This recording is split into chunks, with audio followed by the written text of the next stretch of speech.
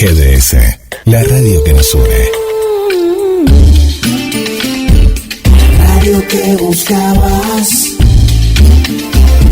www.gdsradio.com.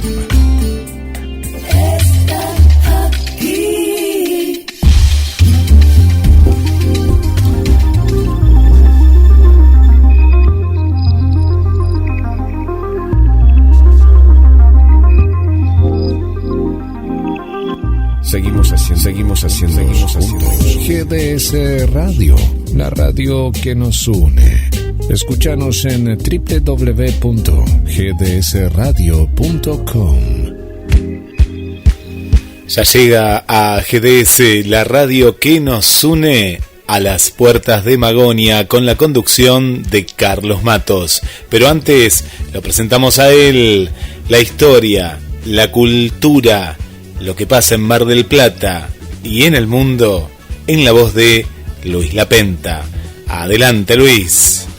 Muchas gracias, Guillermo y equipo. Vamos a las efemérides que teníamos preparados para este miércoles 10 de marzo. Muchas gracias, Guillermo. Vamos a las efemérides que tenemos preparados para este martes 9 de marzo, homenajeando siempre a los que ya no están. 2010 marcaba la partida de un gran locutor nacional, el señor Ricardo Jurado. Tenía 84 años de edad cuando se nos fue. Actuaba como locutor y como animador y conductor de programas de radio desde 1949. Lo recordamos mucho, se recuerda por su participación en las publicidades de Ford, por ejemplo, o de Aurora Grundy, que lo hizo muy, muy famoso. En 2014 se iba el actor Carlos Moreno a los 75 años. Fue actor, director, profesor de teatro. Estaba casado con la también actriz Adriana Eisenberg. En 1995 fallecía Francisco Vicente Yamandreu, Paco Yamandreu, a los 75 años, hombre íntimamente ligado a la moda, que vistió a casi todo el ambiente artístico desde la década del 40 hasta casi su fallecimiento, muy conocido dentro del ambiente artístico. Y vamos a los cumpleaños. 1941 nace Antonio Gasalla, uno de los actores con muchísima trayectoria en nuestro medio. En sus comienzos fue uno de los creadores del Café Concert y ha seguido una larguísima trayectoria, creando muchos personajes en programas de televisión. En 1964 nace la actriz Juliette Binoche en Francia, con más de 40 películas en su haber, actriz, bailarina que se desempeña desde 1988. En 1971 nace un cantante argentino muy reconocido a nivel mundial, el señor Diego Torres, cantautor, músico, actor también, muy buen actor, muy buen comediante. Diego Torres, hijo de una emblema de las cantantes, de una emblemática cantante como fue la señora Lolita Torres. En 1972 nace la actriz María Eugenia Suárez, la China Suárez, que viene actuando desde 2003, se inició en aquel programa juvenil de 2003 justamente, que se llamó Rincón de Luz. En 1974 nace el cantante Ismael Serrano, nacido en Madrid, cantautor que se viene desempeñando desde hace muchos años con canciones de tipo protesta, canciones algo así como comprometidas. En 1955 nace en Italia Ornella Muti, que se viene desempeñando como actriz desde los años 70, o precisamente del año 70. En 1994 fue considerada por los medios la mujer más bella de Europa. Y en nuestro medio, en 1975, nace Juan Sebastián Verón, la Brujita Verón, que se desempeña como jugador de fútbol desde 1993 hasta 2017. Jugó en nuestros equipos de Estudiantes de La Plata y Boca Juniors. Ha desempeñado importante papel en equipos de Europa como Sampdoria, Parma, Lazio y también el Inter de Italia, y ha jugado en el fútbol inglés, en el Manchester United y en el Chelsea. En nuestra selección participó durante 14 años, desde 1996 hasta 2010, y tiene en su haber disputado 3 mundiales: Francia 1998, Corea-Japón 2002 y Sudáfrica 2010. En la actualidad, Juan Sebastián Verón, la Brujita Verón, se desempeña desde 2014 como presidente de su club Estudiantes de La Plata. Nada más por hoy, muchísimas gracias, hasta mañana.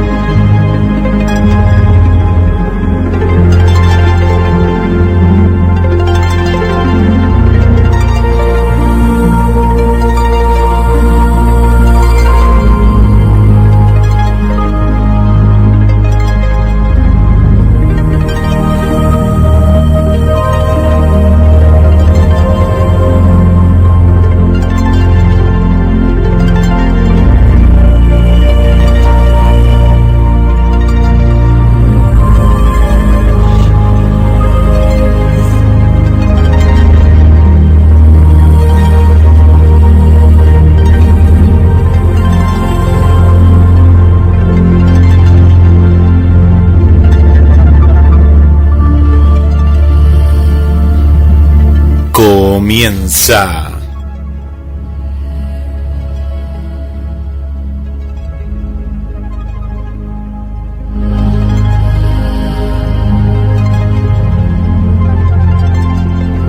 en GDS, la radio que nos une a las puertas de Magonia.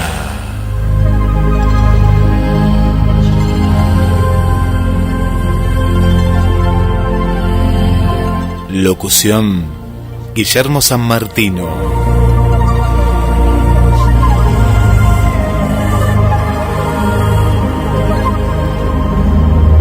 Conducción: Carlos Matos.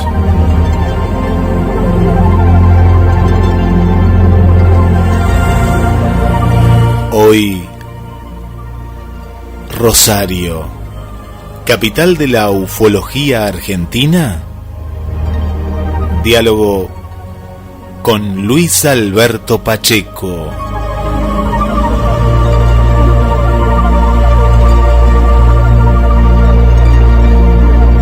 A las puertas de Magonia.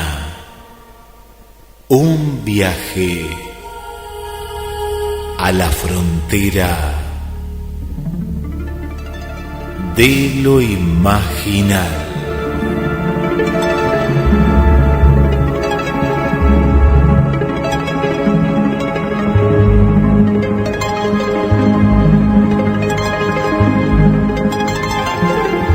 Le damos la bienvenida al conductor Carlos Matos.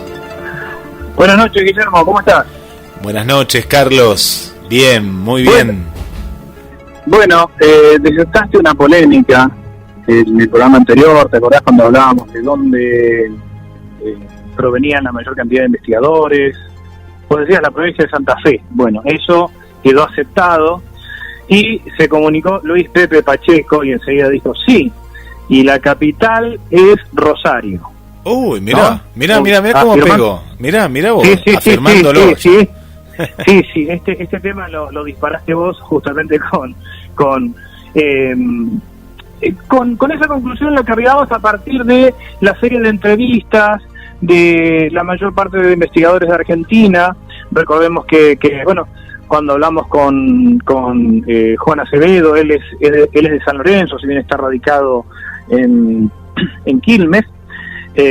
Bueno, por supuesto, Diego Viegas, que es de Rosario. Bueno, lo tuvimos a Rubén Morales, que él es de Capital Federal. Hay investigadores buenos en todo el país. Estuvimos charlando también con Alberto Brunetti de Mercedes, pero conversando con Luis Pacheco, dijo: vamos a fundamentar por qué es la capital de la ufología argentina, Rosario.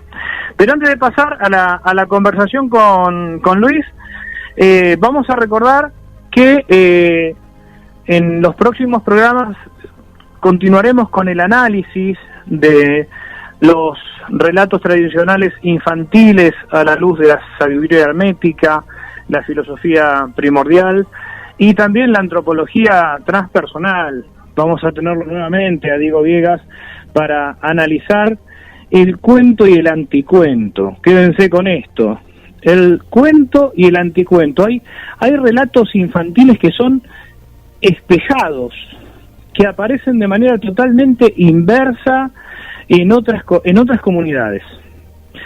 Vamos también a analizar, vamos a meternos en todo este tema de las abducciones, pero desde una óptica antropológica. Vamos a retomar un poco lo que habíamos charlado con Diego Viegas, conocer algunos casos y, por supuesto, poner cada caso bajo la lupa de la semiología, que es lo que más nos interesa en estos casos, ¿no? Bueno, después de charlar con Luis Pacheco, sí, tenemos algunas noticias ampliatorias por parte de Lorena Sierrata del Café Ufológico Rosario sobre un foro que se va a desarrollar, que es no sé si un complemento, sí, pero una continuidad de aquello que estuvimos, una continuidad entre comillas, porque en realidad es una sumatoria de lo que estuvimos hablando con Luis Acosta, el certamen Postales de Otro Mundo.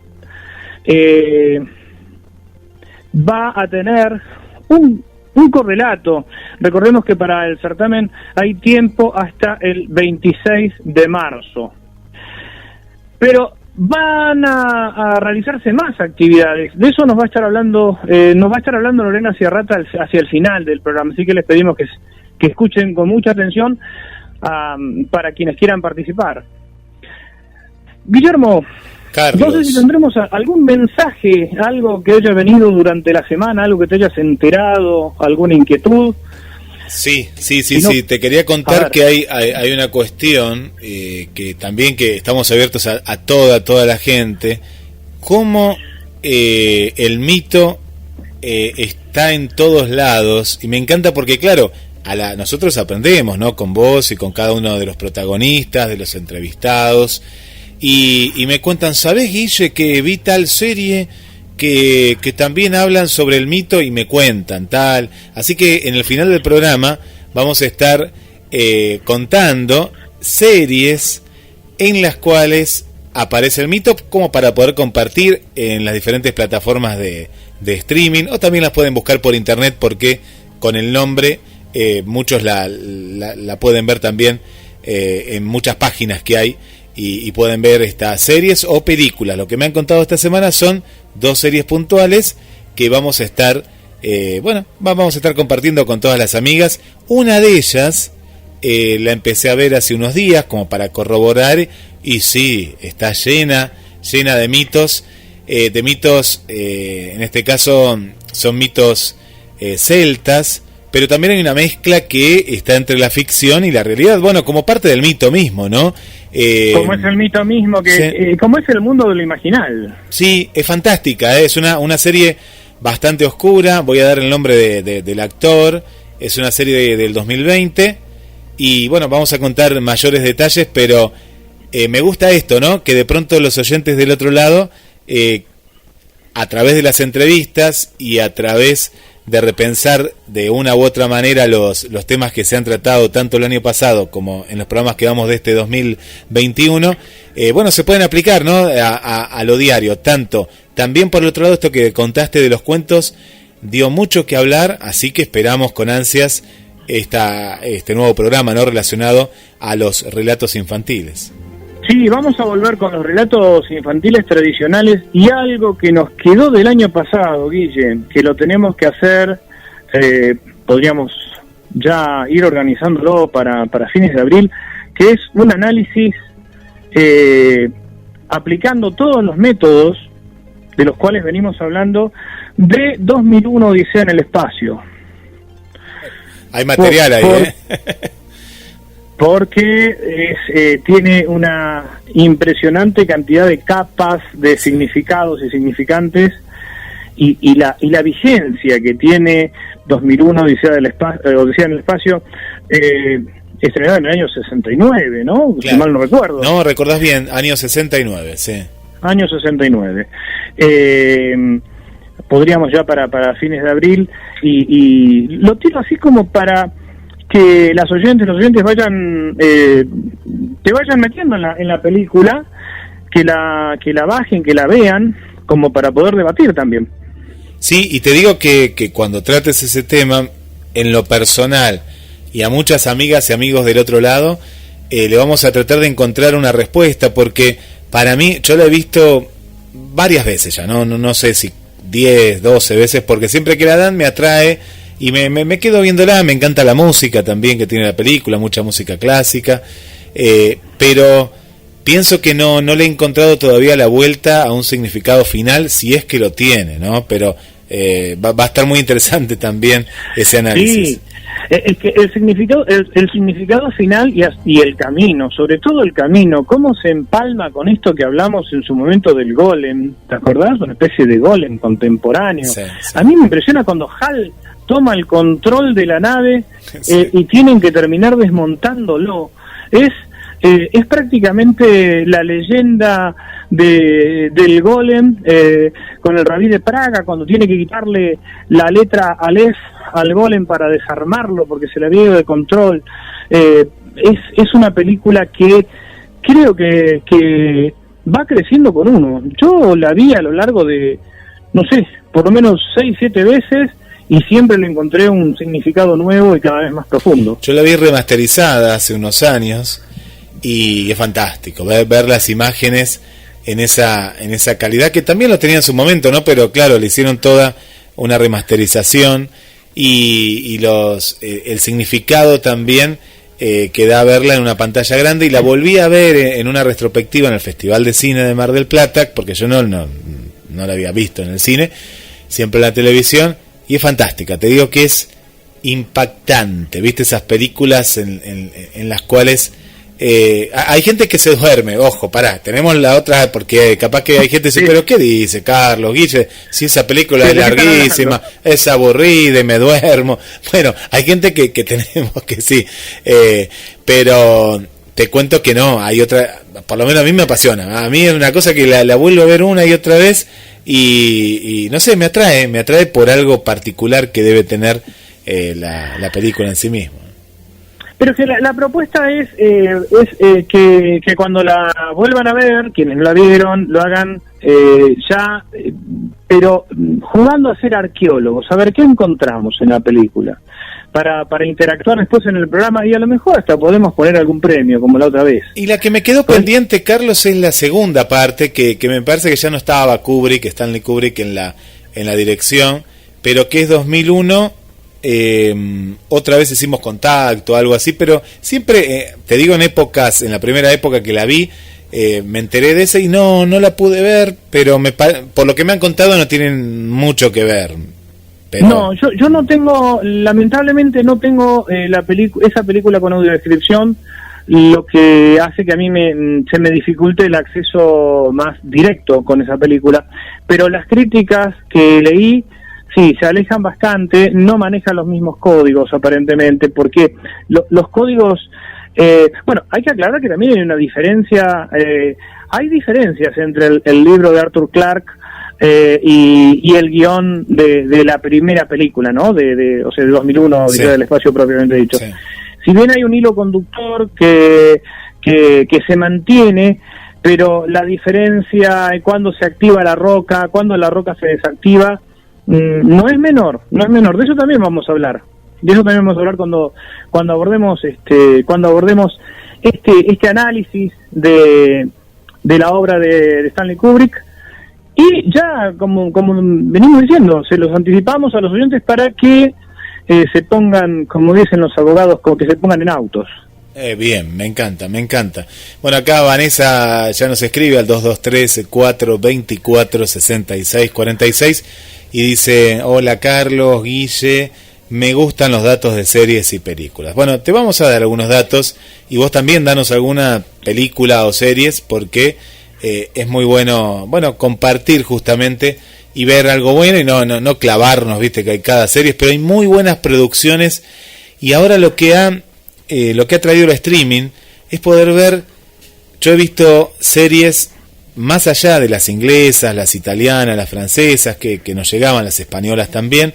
He visto, por ejemplo, el otro día te contaba una producción de Luxemburgo, una producción sueca, y ahora con el streaming te llegan series fantásticas y conoces otras culturas. Y detrás de todas las culturas, principalmente de las series de misterios y suspenso, los thrillers, está el mito. Ahora lo estamos viendo con otra cabeza por todo esto, y vemos que el mito siempre aparece de una forma o de otra en todas las culturas del mundo. Sí, es una gran ventaja. ¿Y qué fuente poderosa de transmisión de conocimientos es el mito? Porque el mito, siempre lo repetimos una vez más, cuando hablamos de mito no lo decimos en el sentido de mentira, de cliché. No, los otros días había una charla, se hablaba los mitos del amor romántico. Nosotros no estamos usando la palabra mito en ese sentido. Usamos la palabra mito como manera de transmisión del conocimiento mediante determinados símbolos y signos, como ocurría con... ¿te acordás cuando analizamos el soldadito de plomo? La bailarina, el soldado, que cuando se unen terminan volviendo al andrógino primordial, que de eso es de lo que se trata, ¿no? O cuando se habla de los príncipes que rescatan a la dama, no estamos hablando de una concepción patriarcal ni machista, estamos hablando de otra cosa, estamos hablando desde el plano simbólico de la boda alquímica. Obviamente tal cual, sí. Estos signos mal interpretados, distorsionados, dan lugar a lo que muchos autores y muchas autoras y ensayistas combaten acerca de estos símbolos y signos. Lo que pasa es que, claro, eso es cuando pasa por el tamiz de fines del siglo XIX, principios del siglo XX, y ya pierde el anclaje original con la historia que fue el cimiento de lo que después se proyecta. ¿Sabés, Carlos, que la última que ahora me acordé, que hasta hablabas de los relatos infantiles en la plataforma Disney? Está Mito, se titula así, y es el mito de Frozen, de este dibujo que tiene una primera y segunda parte, y está muy interesante porque es el mito de... No sé de dónde se basan, porque esto no sé si es un cuento clásico o es un cuento más contemporáneo, y es el mito de la creación de Frozen, ¿no? Del fuego, del hielo, de estos personajes que aparecen, y bueno, y el mito cuenta una familia que se sientan alrededor de una fogata, de un fogón ahí, y los padres le cuentan a sus hijos ese mito. Bueno, y el mito justamente era de la creación, muy similar a tantas culturas, que hay tantos puntos de comparación, y me hizo reflexionar sobre esto, ¿no? Que de lo que hablamos todos los martes. El mito está en todo, y está hasta en lo que los chicos usualmente pueden llegar a consumir, ¿no? En este caso de animación. Esto era a partir de los 0 años, así que no había... Claro, desde muy chico, y que el mito siempre refleja una verdad, ¿no? Cuando citamos hace 2 programas atrás el mito del Arca de Noé, ¿qué es lo que nos está significando el Arca de Noé? No interesa si el arca existió o no, ir a buscar el arca, eso no es lo que importa.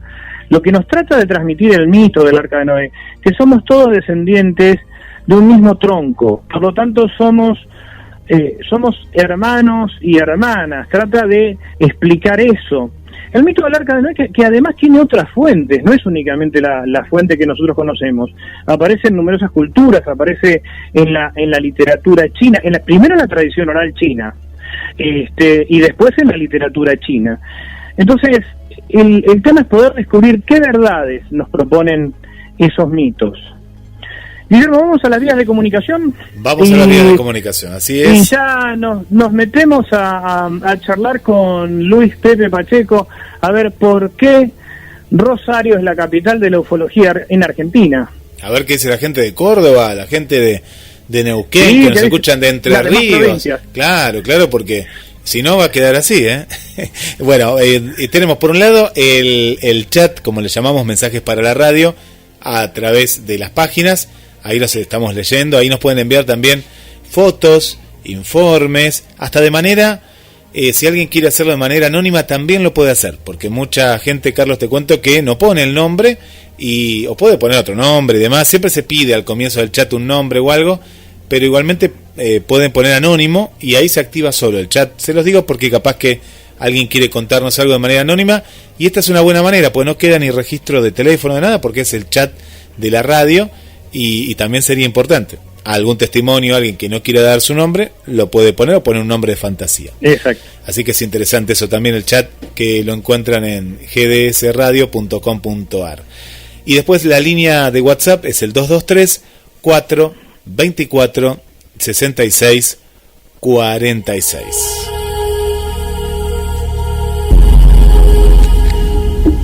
A las puertas de Magonia, un viaje a la frontera de lo imaginal se traslada nuevamente a Rosario.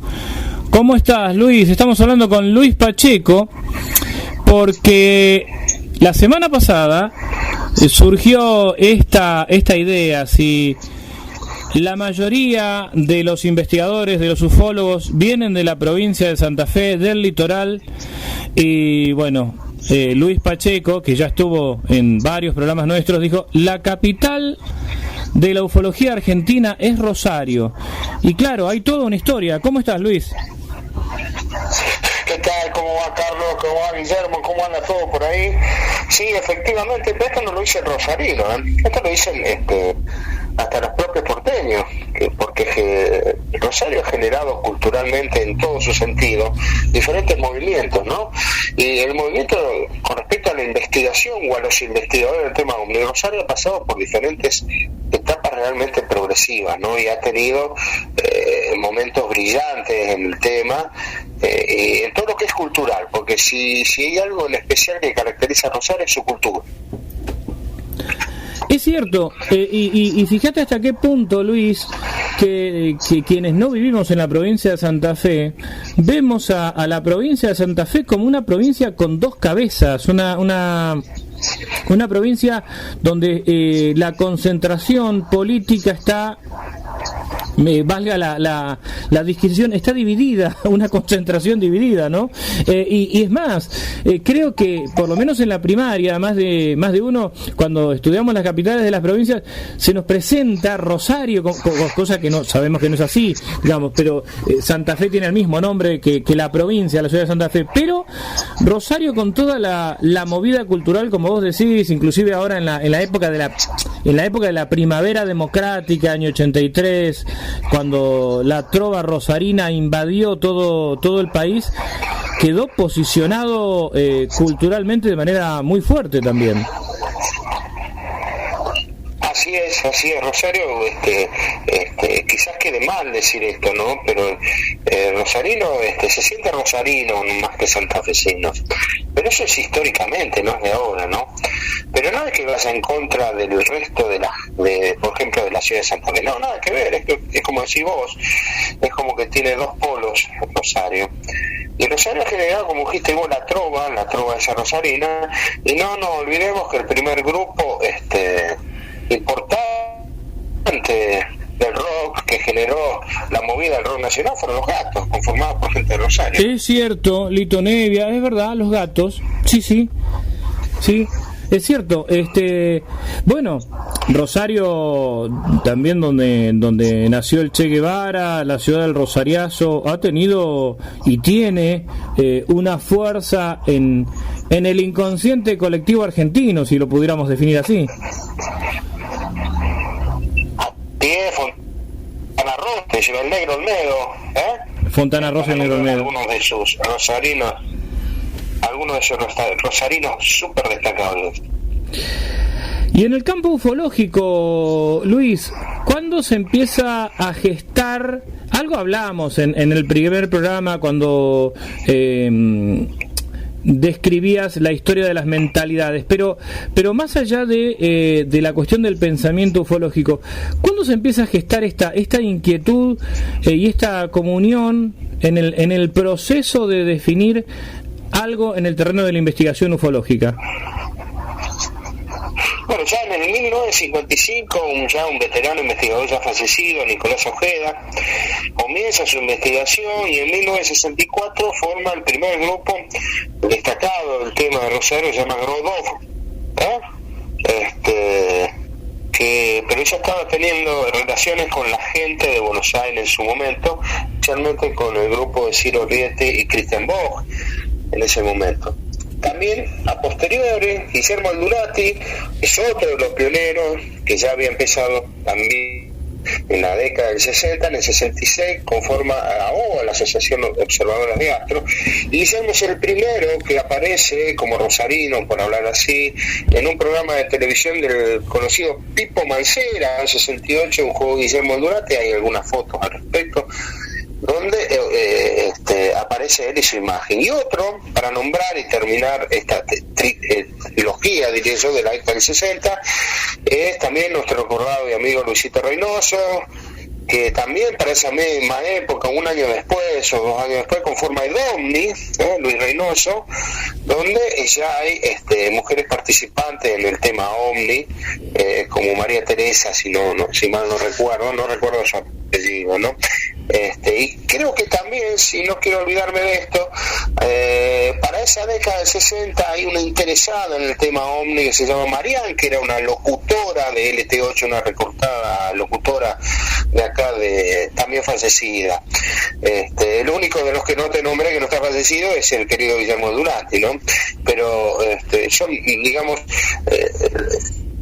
los que conformaron la primera etapa o los primeros grupos o los primeros investigadores en la ciudad de Rosario. Vos sabés que algunos, seguramente hay más. En el programa anterior que estuvimos charlando con Gladys Espinosa, en los 2 programas anteriores, bueno, decíamos prácticamente Gladys, una de las primeras mujeres investigadoras, nos acordábamos de Ruth Herstel, por supuesto, y está bueno que vos recuerdes también a aquellas mujeres rosarinas que se interesaron por la temática. Sí, también hay varias más, Raquel Masi, hay otra chica más, que es la esposa de Eduardo Ficarotti, que ahora no me sale el nombre en este momento. Eduardo Ficarotti también un investigador que se conformó en el grupo CIAR ya en los principios de los 70, que va a ser el primer presidente de la FAES, de la federación, que en algún momento vamos a hablar. Y a nivel no quiero dejar de nombrar que junto con Ruth Herstel estaba James Thomas, que eran muy amigas las dos, de las más destacadas, creo, las dos, Herstel y James Thomas a nivel. Luis, en relación a los polos de investigación, no necesariamente se corresponde con los polos de avistamiento o de testimonios. En Rosario, ¿hay alguna correlación en este sentido? Es decir, ¿es un polo de oleadas de avistamientos o no? ¿O simplemente ahí se fue dando toda esta corriente de gente que tenía inquietudes por el fenómeno OVNI? No, de Santa Fe, la provincia de Santa Fe tiene realmente lugares donde han visto diferentes sucesos ovnis, como la ciudad de Casilda, por ejemplo, cercana a Rosario, varios casos de Rosario en general, destacados que hicieron que se hicieran diferentes tipos de investigaciones.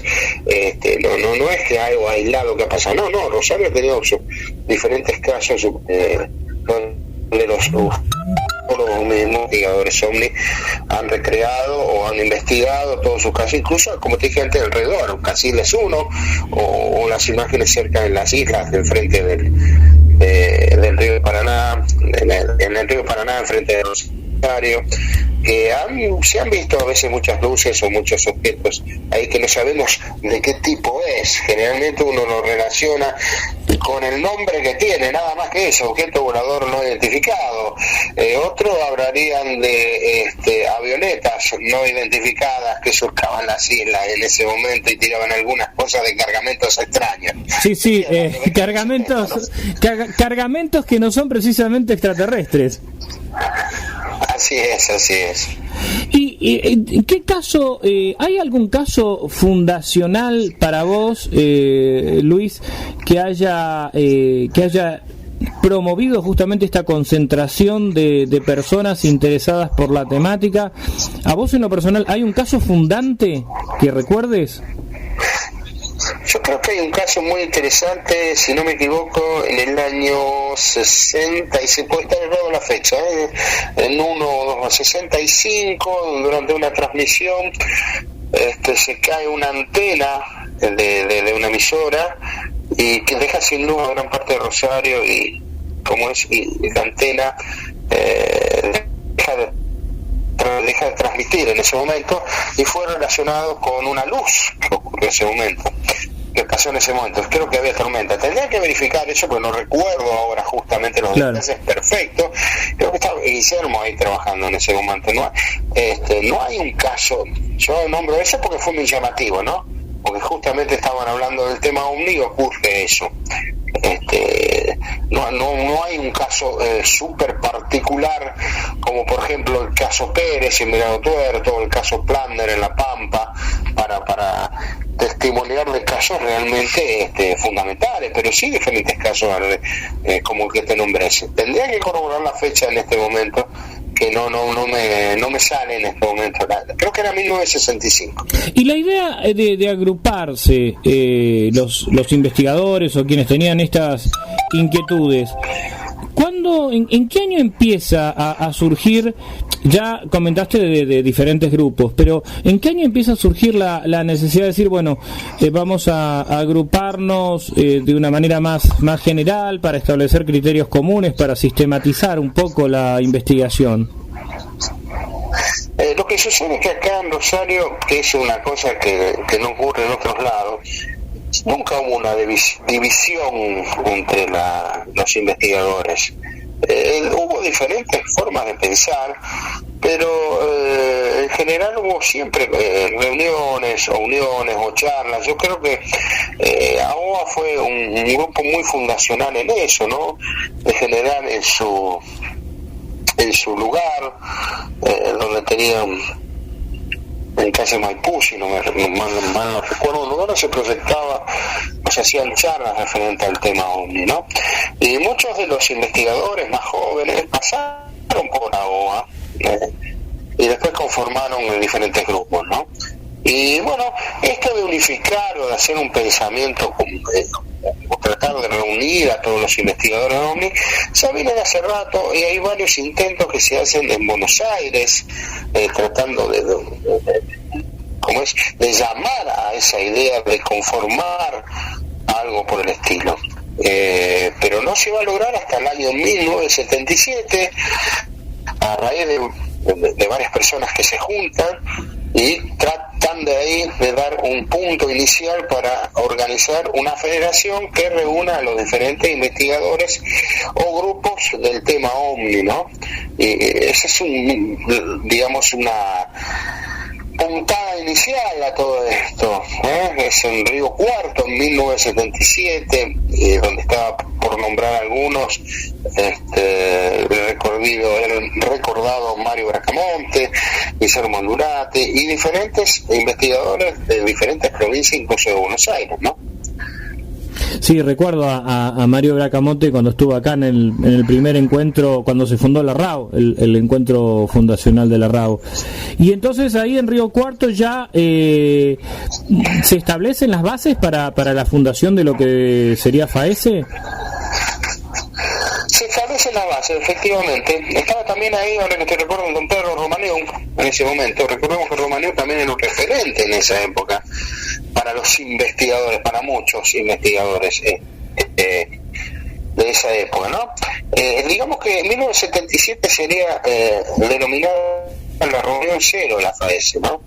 Y se conforma en diciembre de 1978, en el primer congreso que se hace en Rosario. Así se dan los lineamientos principales para armar lo que sería la federación, con diferentes agrupaciones que concurren de todas partes del país en ese momento. FAESE, dan una idea. FAESE en este caso, sí. Luis, para más o menos hacer un paralelismo, porque hemos hablado de FAESE, hemos hablado de la RAO en algún momento, aunque sea una mención así, hemos sobrevolado. FAESE es una entidad de segundo grado, es decir, es una institución que agrupa a otras instituciones, a diferencia de RAO, que es una red, es decir, son personas individuales o instituciones también, pero no agrupadas de una manera estatutaria. Esa sería la diferencia, digamos, básica. Así es, FAESE agrupa a investigadores y agrupaciones del tema. Eso es lo que realizó la Federación Argentina, que se llamaba en ese momento Federación Argentina de Estudios sobre la Ciencia Extraterrestre.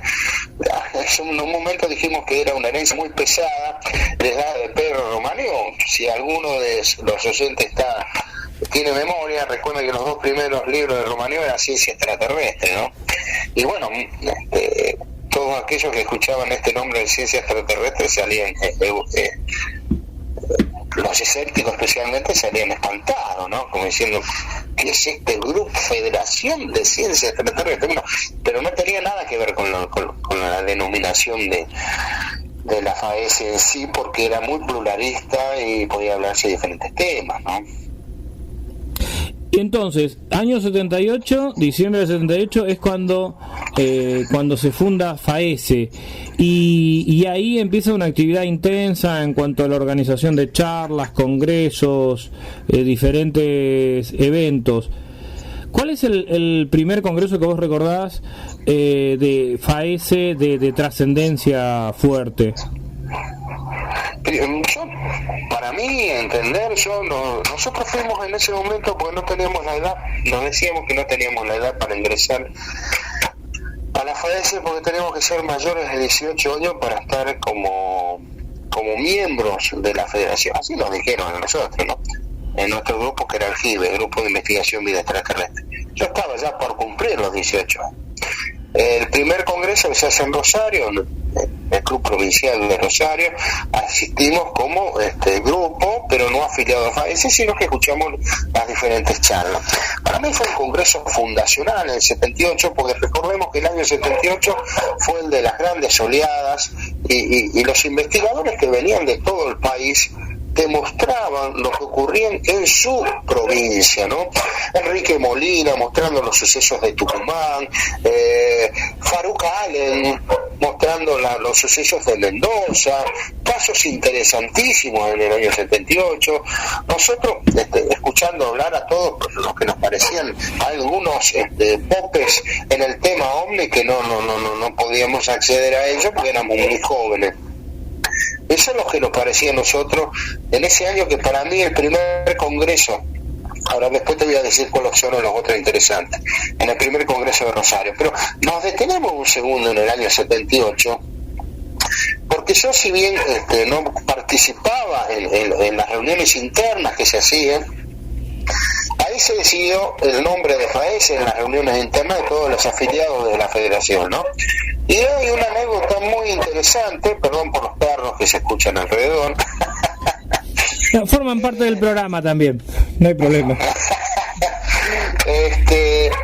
Donde a la hora de elegir los nombres, había un nombre aparentemente superador a la FAESE, que lo llevaba a la delegación de Buenos Aires, de Capital Federal. Pero el problema, ¿cuál fue? No fue que fuera algo superador. El problema fue que quisieron imponer el nombre a toda costa, y eso generó una serie de discusiones que casi se llega a la violencia, ¿no? Porque cuando se realizó la votación y al ver esa actitud, muy mala actitud de esa delegación, la gente se volcó por votar a lo de FAESE, el nombre de FAESE, y esta gente se retiró realmente muy enojada, golpeando los lugares, diciendo que era una barbaridad, bueno, y dejando muy mal plantado a la Capital Federal, porque había muchos investigadores que después de Capital Federal se ingresaron a FAESE, como otros de Capital Federal que iban a ver el Congreso, pero no se afiliaban a FAESE.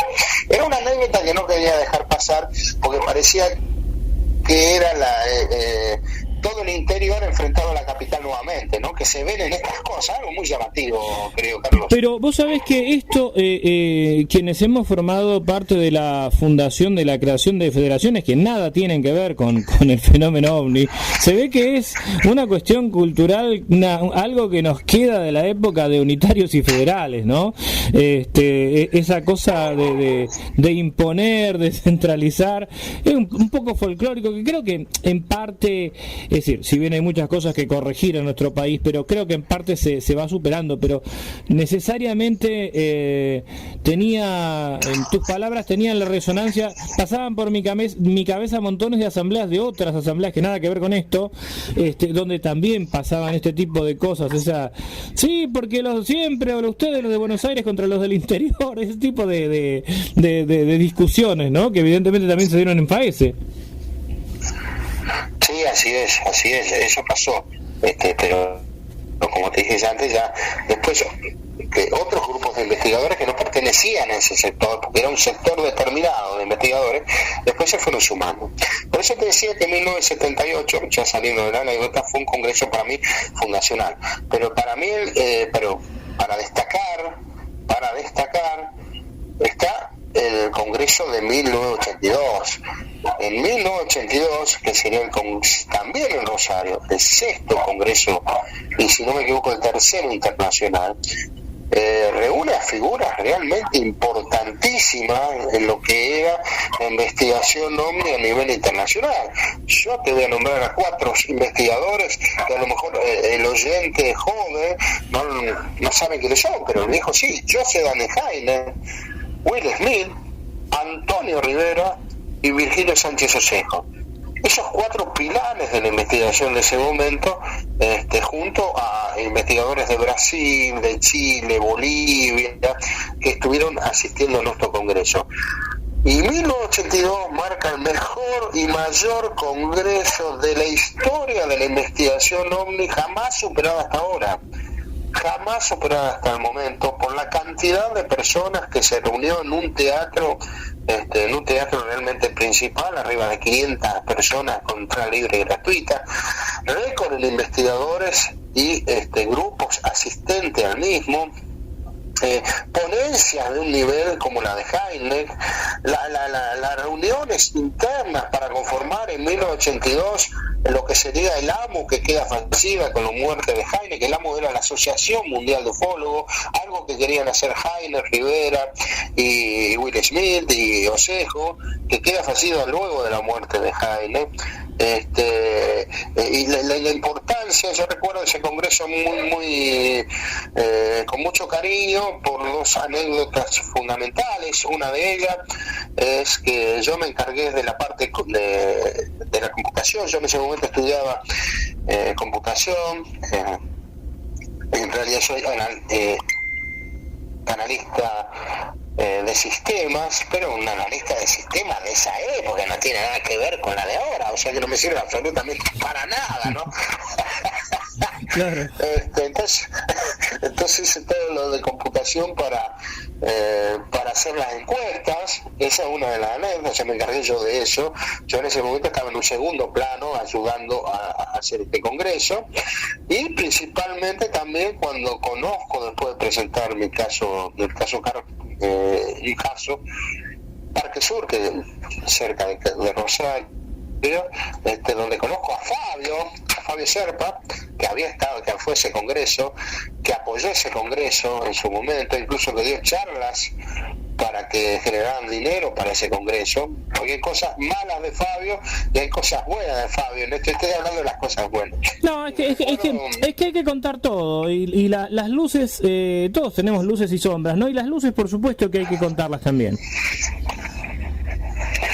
Bueno, y lo llamativo es que cuando termino de dar la charla, bajo, porque hay un intermedio, y se acerca Fabio, a quien no conocía, me da un abrazo, me dice, qué lindo trabajo, dice, me gustaría, dice, que publicarlo en Cuarta Dimensión, dice, y ¿sabes qué? Me gustaría que seas un ONIFE. ONIFE era la organización que manejaba él. Y a mí me sale de adentro y digo, ok, le digo, si vos querés que sea un ONIFE, yo quiero que vos seas un JIBE. El JIBE era mi agrupación.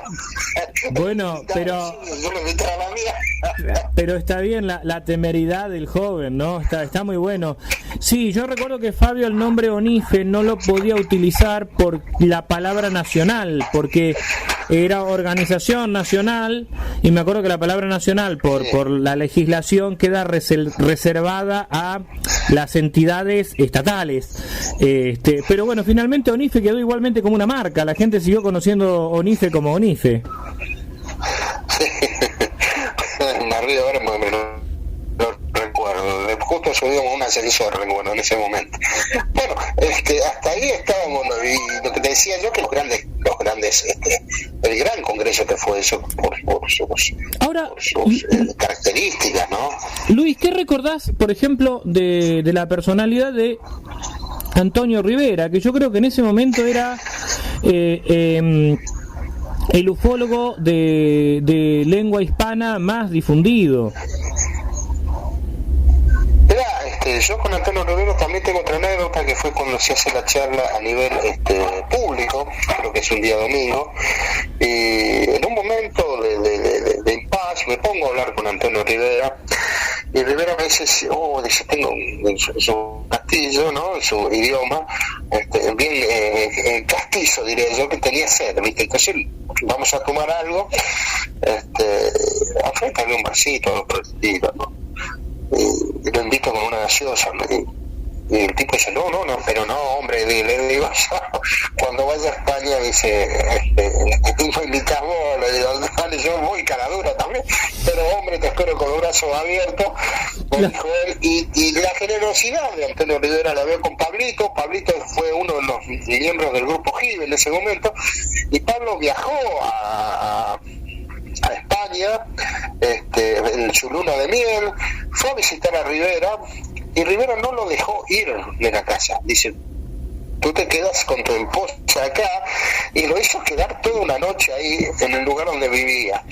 No solo eso, después le mandó un libro para Serpa, ¿no? Pero eso veía la humildad, la generosidad, y también lo invitamos a comer, eso fue antes, ¿no? Y después lo invitamos, cuando estuvo en Rosario, a comer un asado, donde muy pocos pudimos hablar con él, tuvimos la posibilidad de hablar con él, que era entre los más conocidos estaba Néstor, un asado en la casa de Pablo, lo invitamos a él y a su primo, que era uruguayo, si no me equivoco, y que se reencontraban después de no sé tantos años.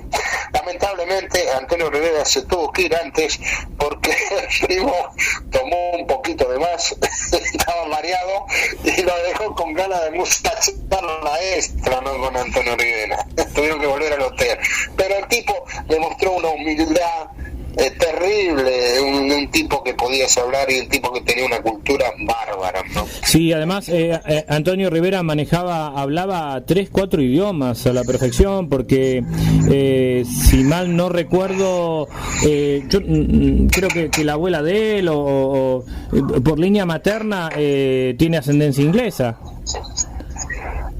Claro, sí, automaneja. Él fue el que tradujo muchas de las cosas en inglés, fuera de lo que fuera la ufología, sino otras variantes, ¿no? Por eso Antonio Rivera es reconocido por diferentes cosas en España, ¿no? Así que Luis, ¿y qué recordás de la personalidad? ¿Pudiste hablar con Joseph Allen Hynek de manera directa o así algunos minutos? ¿Cómo era la personalidad de Hynek? Porque hoy lo vemos, como el autor del informe Hynek, un montón de obras, lo vemos casi en el bronce, pero ¿qué recordás del Hynek persona? No, yo en ese momento estaba muy alejado para hablar con Hynek, no tuve el acercamiento con él como que tuve el acercamiento con Rivera, se le dio por otro lado, ¿viste?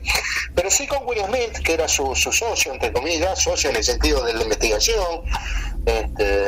Will Smith es una persona maravillosa, un uruguayo radicado en Miami hace 10.000 años, por decir así, ya fallecido también. Un tipo macanudo que pude conocer más firmemente en otros congresos, donde me comuniqué con él epistolarmente, donde participé con él en el proyecto UNICAT. Así que con Will Smith me generó una relación bastante buena. También conocí a Osejo. Quizás la parte del idioma también ayuda mucho, ¿no? Porque él no hablaba nada de castellano, absolutamente nada. Claro, la barrera idiomática. La barrera idiomática es algo es importante muchas veces. Por eso, tal vez, el caso de Jacques Vallée, que es francés pero habla español, también facilita la comunicación, ¿no? Cuando él viene acá a la Argentina, y habla con los otros investigadores. ¿Vallée estuvo en ese congreso, Luis? ¿En el del 82? No, estuvo en el año 80. No, creo que estuvo en el año 80 visitando, que lo trajo Fabio, de Buenos Aires y de Rosario, el cual lo vimos la charla y todo. No estuvo en ese congreso, porque la idea fue esto, generar un presupuesto para traer a diferentes investigadores. Entonces las reuniones que hacíamos en ese momento se hacían reuniones periódicas, semanales, para realizar el Congreso en Rosario. Se decidía a ver qué investigadores podíamos traer, ¿no? Según el presupuesto de plata que teníamos, porque esto lo bancamos nosotros con trabajo, con plata, haciendo té con charlas, ¿no? Se hacía un té y se hacían charlas, venían investigadores a dar charlas, así que se decidió por traer a Will Smith, Osejo, y a Antonio Rivera y a Hynek, ¿no? Porque también se tiró la idea de Vallée y también se había tenido la idea de Ballester Olmos, pero para España dijeron todos no, para España Rivera, y me pareció bárbaro, porque Rivera era una figura cumbre en ese momento, si bien Ballester Olmos también tenían en lo que sería los científica mucha preponderancia, pero eso fue lo que se decidió, especialmente entre la mayoría de los casi todo, ¿no? Entre la mayoría de investigadores rosarinos que organizamos el congreso, porque éramos muchas personas, incluso gente ajena a la investigación, sino gente que le gustaba el tema y que se acercó a darnos una mano. ¿Y cómo sigue la historia de FAESE después del congreso del 82? En el 82 tenemos, en realidad la FAESE tiene, para resumir, tiene congreso 0 del año 77 y el último congreso en 1995, que fue un congreso, digamos, un congreso como una especie de simposio, ya era la FAESE en decadencia, ¿no? 13 congresos realizados, 6 internacionales. Eso por un lado, que estoy resumiendo. Desde el Congreso 0 hasta el primer Congreso, el primer presidente fue Aldunati. La época de oro de la FAESE está gobernada por Eduardo Ficarotti, que hizo un trabajo loable en lo que era la presidencia y el manejo de todo. Después vino el presidente Luis Reynoso, donde se hace el cambio de la nominación de FAESE. Se cambia de FAESE, la Federación Argentina de Entidades Civiles para el Estudio de la Federación Argentina de Ciencia Extraterrestre, se cambia por Federación Argentina de Entidades Civiles para el Estudio de los OVNI. FAESE OVNI. ¿Eso en qué año fue el cambio, Luis? Y ya en el año 86 se estaba generando esto a través de la idea del capitán Pericé, y se concreta en el año 88 en la reunión donde se decide el cambio fundamental. Y también hay cambios ahí de autoridades, si mal no recuerdo, donde Reynoso deja la presidencia a Néstor Berlanda y yo paso a ser el secretario de la FAESE en ese momento. Hasta la finalización de FAESE, donde quedamos como Néstor presidente y yo secretario, porque no hubo más reuniones de la federación, ¿no? Eso es lo que es lo institucional. Para rescatar, vos me dijiste que rescatara, el año 88 otro congreso de Rosario, para destacar por qué sobresalían esos congresos con respecto a los otros.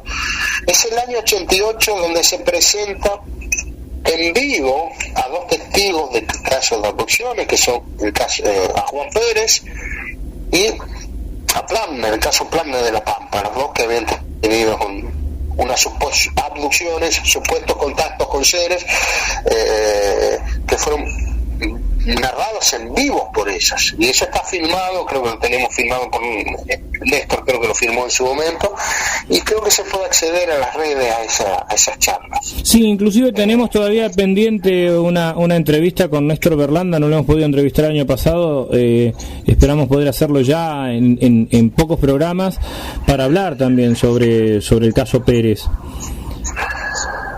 Sí, seguramente, bueno, es muy rico todo eso. Y terminamos con el año 91 en el Congreso de San Lorenzo, si bien dije que hay uno en el 95, otro rescatable en el año 91, porque yo ahí me encargué de seleccionar los trabajos. Hice un filtro de los trabajos que se iban a dar. Y entonces le dimos a ese Congreso una idea de más cercano a lo que podríamos llamar entre comillas científico en esa presentación de trabajo, lo que generó críticas de los sectores más creyentes, ¿no? Diciendo, ¿cómo no va a hablar esta persona? ¿Cómo no va a hablar? No, la idea de los trabajos, yo ya era secretario de la FAESE, ya había hablado con Néstor y dijimos, yo me voy a encargar de seleccionar los trabajos, y así lo hicimos. Fue un congreso bastante lindo en la ciudad de San Lorenzo, Rosario, en la ciudad de San Lorenzo, que está cercana a Rosario, donde hicimos ese congreso que fue el último. Entonces, para destacar, tenemos los de Rosario, el de San Lorenzo, y principalmente, que yo me estaba olvidando, el del año 1980, el de Mendoza, donde se trajo por primera vez a Heineck. Así que... O sea, Heineck estuvo dos veces en Argentina, Luis. Heineck estuvo primeramente en el año 80 en la ciudad de Mendoza, traído por la gente de Mendoza. Los que organizaban el congreso, si no me recuerdo mal, no recuerdo, entre ellos los destacados eran Lemos, Faruk Galen, y no recuerdo el otro investigador ahora que ya me va a salir, que dejó endeudado bastante, te digo, Sí, me imagino. Quedaron un par más en ese año, ¿no? Recuerdo que ese congreso, me anécdota del 80, que recordar que en el año 1978 se hizo el Mundial en Rosario, en Argentina. Claro, sí, Rosario creo que era subsede también, ¿no? O sea, había varios lugares que eran subsedes, sí. Y Mendoza también. Entonces, cuando fuimos al hotel, nosotros paramos en el Aconcagua, que había sido inaugurado para el Mundial. Era otro mundo. Estaba en ese hotel acostumbrado a los hoteles de simposios, de congresos, que eran hoteles comunes y baratos para nosotros. Ingresar a ese hotel era entrar a, un hotel de Estados Unidos, a veces. Claro. En esa época. Claro. Entonces, había modelos, había de todo ahí en ese hotel. Y había cosas que hoy serían comunes en un hotel común, pero en un hotel chico, pero en esa época era para nosotros muy llamativo. Claro, pero no hace 40 años atrás, estamos hablando de hace 40 años atrás. Claro, y un hotel a nivel 5 estrellas prácticamente en esa época de la Aconcagua, que todavía está, Luis, vos hablabas que el último congreso, rescatabas el congreso del año 91 de FAESE, es también el año de la fundación de la RAO. ¿Cómo fue esa transición, digamos? La RAO en parte ocupa ese espacio. Ya dijimos que hay una diferencia entre lo que es una red, el funcionamiento de una red, y lo que es una federación, pero en parte la RAO es heredera de esa de toda esa movida en cuanto a agrupar a los investigadores. Sí, ya se venía hablando de esto lo estaba hablando con Carlos en esa época. Estamos hablando de Carlos Ferguson. Carlos Ferguson, perdón. Incluso me dice Carlos en ese momento, Luis, como yo era prácticamente uno de los organizadores principales, éramos 3 los que organizamos el congreso, en todo sentido. Uno era Reynoso, otro era yo y otro el que había conseguido las cosas en San Lorenzo, que no recuerdo en este momento el nombre, ya fallecido. Para los nombres no leo, yo el video me aviso con algunos nombres y algunas fechas. Por la duda le digo, pero este no es de ahora, es de años. Si yo no tengo un machete acá para ver esas cosas, me acuerdo de las anécdotas, pero a veces me olvido de algunas cositas. Bueno, recuerdo que Carlito Ferguson me dice, Luis, ¿podés hacer en algún momento alguna referencia a lo que vamos a hacer de la RAO? Pero sí, por favor, ¿cómo no? De la RAO. Ya se había formado la RAO. En el 93 se conforma la RAO, ¿no? No, la RAO se forma, la RAO se forma en junio del 91, pero creo que el Congreso de San Lorenzo... ¿Cómo? Sí, el Congreso es posterior. Claro, el Congreso de San Lorenzo es posterior. Ya la RAO recordamos a los oyentes, es la Red Argentina de Omnilogía, que se forma acá en Mar del Plata en junio, y el Congreso de San Lorenzo ya la RAO estaba constituida. Porque recuerdo que ustedes estaban hablando acá de la organización justamente del Congreso de San Lorenzo. Perfecto, Carlos, tu memoria es brillante. Por ahora, Luis. Se me habían confundido las dos fechas. Sí, es verdad, en el año 91. Y Carlos me dice, me da unos minutos para hablar de la RAO.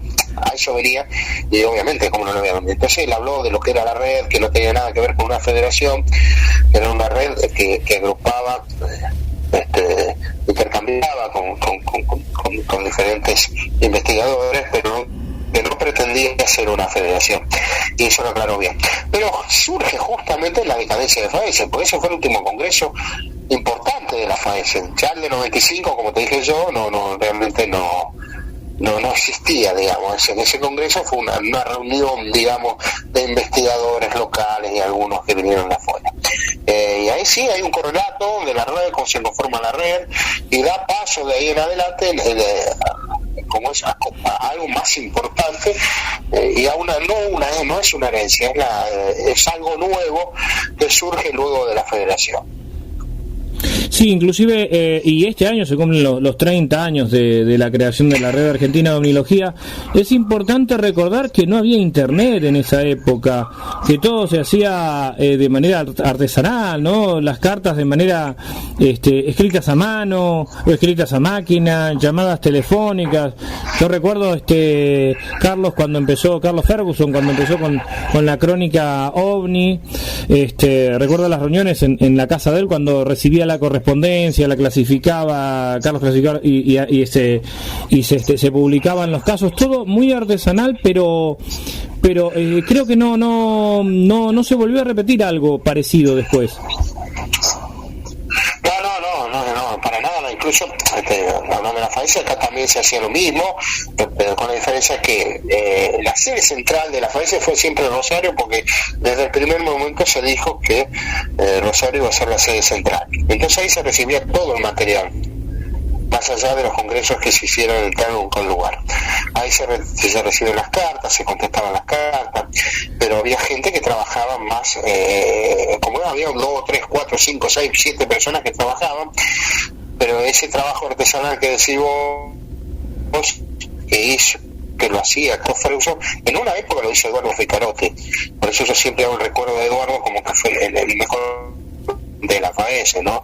El de la época de oro de la FAESE. Luis, nos quedan pocos minutos, pero vamos a seguir en algún otro programa. Pero antes de cerrar, Rosario, el Rosario Omnibar, ¿qué es el Rosario Omnibar? ¿Cómo surge? Hemos hablado en alguna oportunidad sobre cómo surgieron los cafés ufológicos con Rubén Morales. Vamos a volver en otra oportunidad más a explayarnos más a fondo sobre la movida cultural y los cafés. Pero hablamos un poco sobre el Rosario Omnibar. Sí, el Rosario Omnibar surge de la idea de Luisito Reynoso de llevar a diferentes investigadores que vivían acá en Rosario y hacer una reunión mensual, transformándose en una especie de café ufológico como el de Río 54. Con la diferencia que el de Río 54 es abierto para todo tipo de gente, y el de acá era más como lo que era la RIFO en Capital Federal, que era una reunión de diferentes tipos de investigadores que se reunían, ¿no? Para hablar del tema y tocar diferentes cosas para hacer y todo eso. Entonces, esa es la diferencia fundamental del café de Rosario Omnibar. Es el segundo café ufológico de la Argentina, fundado un año después, si no me equivoco, del de Río, pero que tiene esas características. Es totalmente diferente a los otros cafés ufológicos de diferentes partes del país, que son más abiertos. Acá sí llegaban algunas gente nueva, todo eso, pero en realidad la mayoría era una reunión de investigadores rosarinos. Igual sigue en este momento la página del Rosario Omnibar, que siempre se publican eventos, investigaciones, y hoy está el Café Ufológico Rosario con Lorena Sierrata, bueno, y obviamente la gente del CIFO y mucha gente que se sigue nucleando, por lo menos ahora de manera virtual, ¿no? Por esto de la pandemia, pero hay mucha actividad en el Café Ufológico Rosario. Sí, también se ha dejado de reunir el café el Rosario Omnibar. La página la administro yo de Rosario Omnibar, porque le dije cuando nos reuníamos, le dije, mira, voy a poner algo en Facebook para que la gente, de la Facebook, mira, estamos hablando de Facebook y hablo de Facebook, voy a poner algo en el Facebook para que la gente conozca lo que es, los días que nos reunimos, por si alguno quiere ir. Y ahí hicimos la página. Y bueno, lo que se está haciendo en el Café Ufológico de Rosario, manejado brillantemente por Lorena, es importantísimo, ¿no? Porque la cantidad de gente que ha reunido y el protagonismo que ha vuelto otra vez a tener Rosario a través de este café ufológico es importantísimo, ¿no? Lo que, digamos, después de lo que fue Rosario como capital de la omniología argentina, y después de haber decaído en todo el país, Rosario vuelve a tener una trascendencia a nivel nacional, con este café ufológico reconocido también internacionalmente, ¿no? Porque ha tenido bastantes notas en el exterior, y esto gracias al trabajo de Lorena, ¿no? Incansable y laburando como loca, ¿no? Y con apoyo, por supuesto, de muchos, como de Marina, como de nosotros, cuando la podemos apoyar, Néstor, yo y parte del CIFO, y otra gente que está siempre, Gladys Espinosa, y gente que también de Rosario que puede dar un aporte fundamental a este café. Luis Pacheco, escritor, ensayista, historiador, muchísimas gracias por esta nota. Queda pendiente una nota con todo el panel del CIFO para hablar de CIFO el legado, el primer volumen y también el segundo volumen. Hablar específicamente de la obra del CIFO. Vamos a coordinar con todos los miembros para poder tener esta charla. Te despido por ahora, Luis, y quedan estos minutos para lo que quieras agregar. No, simplemente yo me siento muy contento y muy feliz apareciendo, narrando historias del tema OVNI que gente desconoce, ¿no? y siempre tratando de llevar y de contar de cómo se llevaban la gente en el tema OVNI en el pasado, que muchos jóvenes en realidad desconocen, y nosotros queremos dejar ese legado como viejos investigadores, como Lorena nos dice, los dinosaurios, ¿no? Sí, es cierto. Pero no para decir soberbiamente, mira lo que hicimos, no. Esto es para decir, miren, este es el trabajo que hicimos, ustedes lo quieren hacer, háganlo, traten de ser más abiertos, traten de, cuando vayan a una investigación, de respetar al testigo principalmente, no traten de apropiarse de trabajos de otros, no traten de presionar a personas para que elijan estar en un lugar u otro, sean humildes principalmente y sean abiertos con la información que tienen. Eso es fundamental. Y desde luego, como que siempre, querido hermano Carlos, muy agradecido por la nota, y también, como siempre, al querido Guillermo, que está ahí, seguramente iba a decir algunas palabritas al respecto. Seguro, sí, Guillermo, además hincha de fanáticos de todo el grupo de Rosario. Muchísimas gracias, Luis, nos encontramos en futuros programas. Gracias, querido Carlos, un saludo a toda la audiencia.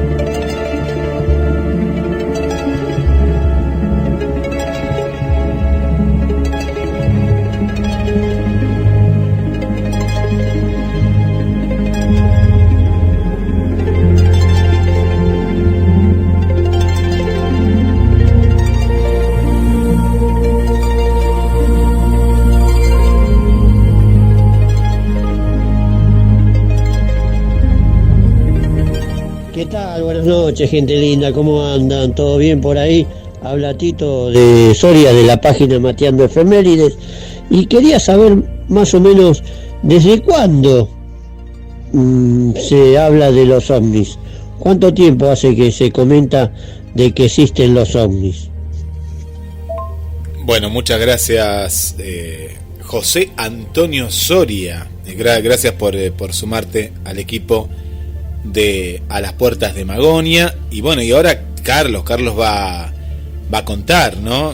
Me imagino que te referís más que nada aquí en la Argentina, ¿no? Porque bueno, a nivel mundial depende de cada uno de los sucesos, y hay una larga data también de algunos que a través de un suceso mayor, después de ahí surgen diferentes vertientes. Una gran entrevista y mucha gente que está del otro lado, y agradecemos, como nuestra querida Esther desde Asunción del Paraguay, que es uno de sus programas favoritos, es favorita de la radio, ella nos dice, porque siempre nos está acompañando Esther, así que muchísimas gracias por la compañía. Por aquí también saludamos a Vanessa, gracias también por acompañarnos.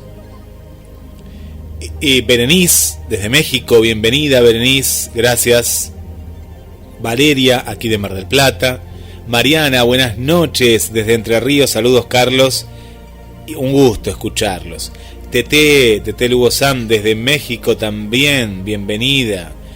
Para nuestra amiga Irina, desde Moscú, Rusia, gracias por acompañarnos. A Ariel, aquí de nuestra ciudad, de Mar del Plata, gracias Ariel por la compañía. Me voy al chat y está un amigo que hace 2 programas que está escuchando y que nos cuenta, Carlos, él está escuchando desde el Reino Unido, y gracias a Lorena Ciarrata, la fundadora del Café Ufológico, que le hizo saber del programa. Y qué bueno que está esto, gracias Lorena, y gracias a todos que comparten el programa. Y bueno, y vamos haciendo una cadena. Así que muchas gracias, Ricardo Ferrer, por comunicarte a través del chat.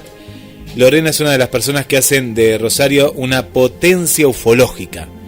Alguna vez fui miembro de AOA, así, AOA, desde 1977 a 1980, más o menos, que estaba dirigido por Guillermo Aldunati.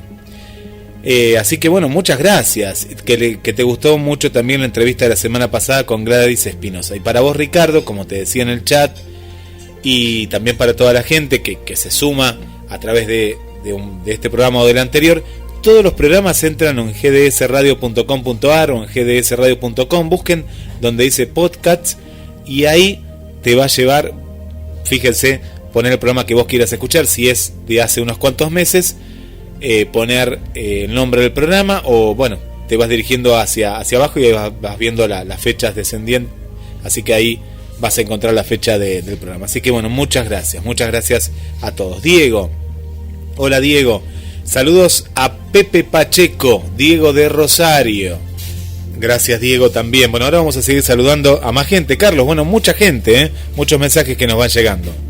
Sí, muchos mensajes. Un abrazo a Ricardo. Me había contado Lorena también que se había sumado Ricardo a escuchar el programa. Y acá José Femérides pregunta desde cuándo se habla de ovnis. Bueno, en realidad de ovni propiamente se habla después del año 47, después de 1947.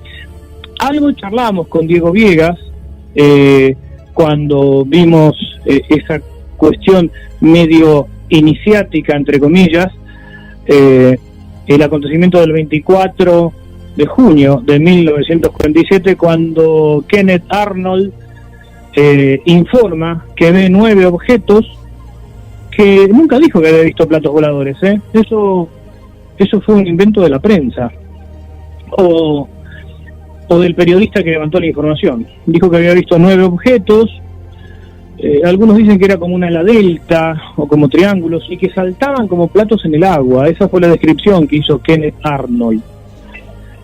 La denominación UFO, OVNI, viene después. Vamos a charlar en otro programa específicamente sobre lo que vio Kenneth Arnold, qué pasó con el caso Roswell, si es verdad, si es mito, si es mitad y mitad, y qué implicancias tiene la denominación UFO u OVNI en español. Y Lorena Sierrata nos va a ampliar algo de lo que estuvimos charlando con Luis Acosta en el programa pasado. Hay mucha gente de Rosario que está mandando, también me están llegando saludos de Rosario de distintas personas del Café Ufológico acá en el WhatsApp. Va creciendo la audiencia. Tenemos este amigo nuevo en Inglaterra. Y bueno, Guillermo, vamos a hacer una especie de notas a pie de página, porque claro, con Luis empezamos a recordar como dos viejos un montón de cosas y a veces cometemos el error de dar por sentado que todo el mundo sabe de quién hablamos cuando decimos, por ejemplo, Fabio. Bueno, obviamente en nuestra generación sabemos que era Fabio Serpa, ¿no? Cuando hablábamos de la RAO es la Red Argentina de Ovnilogía, creada en junio de 1991 en Mar del Plata. Néstor, cuando hablaba de Néstor se refería a Luis y yo también, a Néstor Berlanda, que es un psiquiatra, un médico psiquiatra, autor de numerosas obras. Detrás de la niebla es una de sus obras sobre las cuales estaremos charlando. Diego Viegas habló bastante sobre el trabajo de Néstor Berlanda en una de las entrevistas. Bueno, Rubén Morales, lo hemos tenido a Rubén Morales hablando acerca de los ovnis de la Antártida. Guillermo Aldunati, que habló tanto Luis como Ricardo de Inglaterra, es uno de los ufólogos más antiguos, pero con todo respeto dicho esto, ¿no? Y que ha recorrido el país creo que tiene todavía un programa de radio desde hace bastante tiempo allá en Rosario. Bueno, creo que más o menos hemos hecho todas las aclaraciones para las personas que son más jóvenes y que no conocieron a muchas de estas personas. Así que, bueno, qué sé yo, personas como Feo Serpa son conocidas, inclusive con las generaciones más nuevas. Y nos queda también hablar, pero lo vamos a hacer más adelante, en el mes de junio, acerca de la creación de la Red Argentina de Omnilogía, qué función cumplió, y que además fue importantísima la presencia de comisiones oficiales como la de Uruguay. Así que bueno, Guillermo, esas eran aclaraciones necesarias para nuestros oyentes. No sé si tenemos algún mensaje más por ahí. Sí, Carlos, un saludo para nuestra amiga Silvia aquí de la zona del puerto también, manda saludos y nos comentaba sobre se ve que habrá ido a las charlas que nosotros fuimos en la biblioteca, ¿no? De Ferguson. Así que le mandamos un saludo para ella, Silvia del Puerto, que nos cuente también si es la primera vez, ¿no? que está en la sintonía. Tenemos por aquí, sí, Carlos, decime. No, también un saludo para Silvia y Mariano, un matrimonio de amigos que están escuchando también el programa de hoy. Así que un saludo para ellos. Bien. Saludamos también a Milé, conductora acá de Luciérnagas, que está en la zona del barrio 2 de Abril, escuchando la radio, ahí nos cuenta. Así que también le mandamos un saludo para ella, nuestra compañera aquí de la radio. Y por aquí, y para Erika de Córdoba también, para Córdoba también le mandamos un saludo. Ana María también aquí, escuchando. Así que bueno, agradecemos a toda la gente, que siempre está conectada a las puertas de Magonia. Y si te parece, bueno, escuchamos a Lorena, Lorena. Sí, vamos entonces a darle paso a Lorena, que ya está ahí. Nos va a hablar de las novedades a partir de una reunión importantísima que tuvo con gente de la Secretaría de Cultura de Rosario el viernes pasado. Así que bueno, vamos a hablar con Lorena entonces. Buenas noches a todos, saludo a Guille también. ¿Qué pasó el viernes? Porque en relación a Postales de Otros Mundos, seguís moviéndote, estás muy activa. Nos contó también hace dos programas atrás, el programa pasado, Luisa Costa nos especificó una serie de datos acerca de Postales de Otros Mundos, pero sabemos que tiene otras proyecciones más. Sí. El tema fue así. A raíz de este evento que estamos haciendo junto a Luisa Costa, precisamente con Maca, su agrupación, y lo lindo y lo bien que está resultando el tema de Postales de Otro Mundo, y como viene de mano de un subsidio de la provincia, y eso significa que la provincia apostó a este proyecto, el viernes tuvimos una reunión con la gente de Cultura y Turismo de la Ciudad de Rosario, junto a Luisito Acosta también, en el que, bueno, para simplificártela, porque fue una reunión larga de 2 horas, este sector de la municipalidad está muy interesado en lo que el café ufológico está presentando, y decidimos traer más o menos para el mes de agosto-septiembre, obviamente con los protocolos que corresponde y teniendo en cuenta que el tema de la pandemia sigue, pero traer este evento a lo presencial. El proyecto va a ser de la siguiente manera: va a ser junto al segundo foro ufológico del Café Ufológico Rosario, junto con la muestra que en este momento es virtual pero va a ser presencial, también con la exposición de libros relacionados al misterio, pero con sus autores, o sea, los autores de dichas obras también van a estar ahí. El evento va a ser, lo confirmaremos más adelante en dónde va a ser, porque hay 3 espacios disponibles aquí de la ciudad de Rosario, pero lo interesante de este evento que va a ser gratuito.